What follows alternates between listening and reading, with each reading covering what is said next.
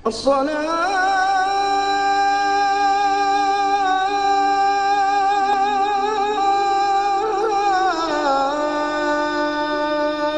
khairun minan naum.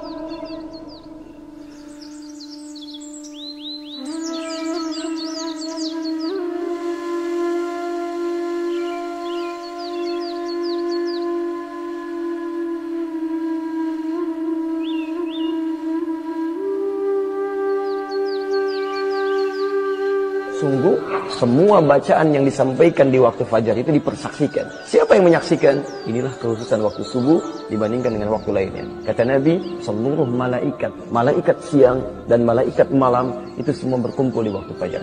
Jadi kalau kita memanfaatkan waktu fajar ini dengan memperbanyak doa kepada Allah, kemudian dengan meningkatkan bacaan-bacaan kita, bacaan Al-Qur'annya, zikirnya dan sebagainya, maka Masya Allah, bukan hanya Allah yang kemudian menerima doa-doa kita, tapi malaikat turut bergabung di situ untuk mengaminkan dan mengistighfarkan segala permohonan ampunan kita.